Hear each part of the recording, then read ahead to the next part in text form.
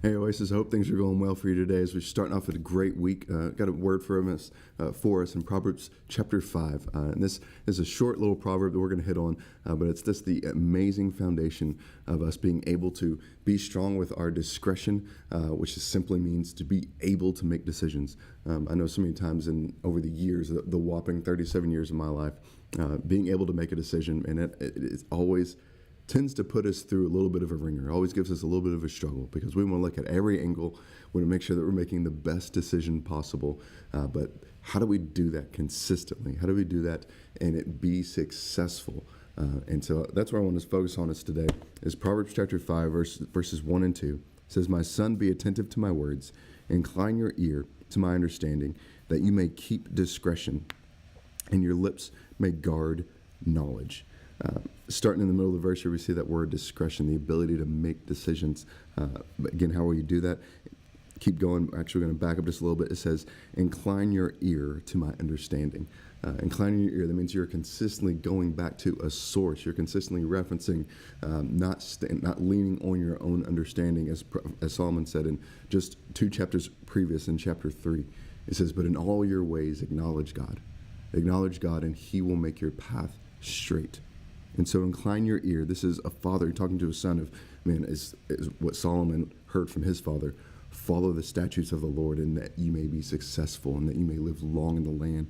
And he's telling his son, hey, turn your ear to my understanding, that your ability to make decisions, it would be bold, it would be strong, it would be consistent, and it wouldn't leave you in a headache of a whirlwind. But it says the interesting part, the last part, which really kind of caught my attention in this verse, was guard knowledge. Now, when I think of that term guard knowledge, I'm like, okay, are we guarding it so no one else can get it? Are we guarding it to make sure that it stays prevalent and it stays true?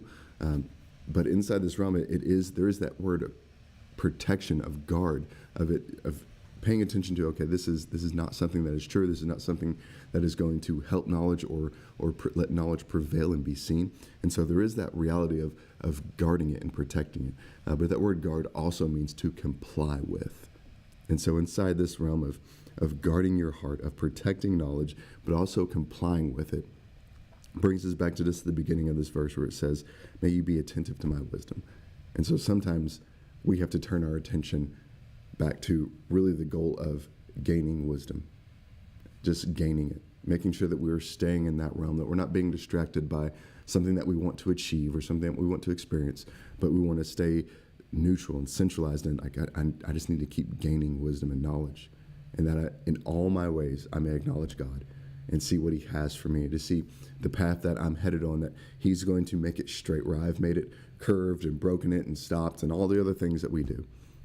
So this sense of, man, it's not your own understanding, but every time when it comes to you having a decision to make sure that you are running back, you're referencing back, you're going back to the understanding that comes from God and God alone.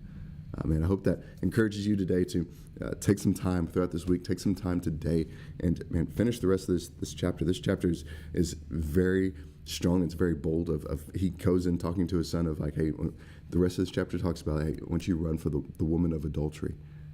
And so regardless of what it is you may be struggling with, regardless of what is pulling your attention to something else or that's pulling your attention to an achievement, pull your attention back to gaining wisdom so that God may use you and that you may have the peace and the ability to ensure that God is going to be successful in your life and for your life.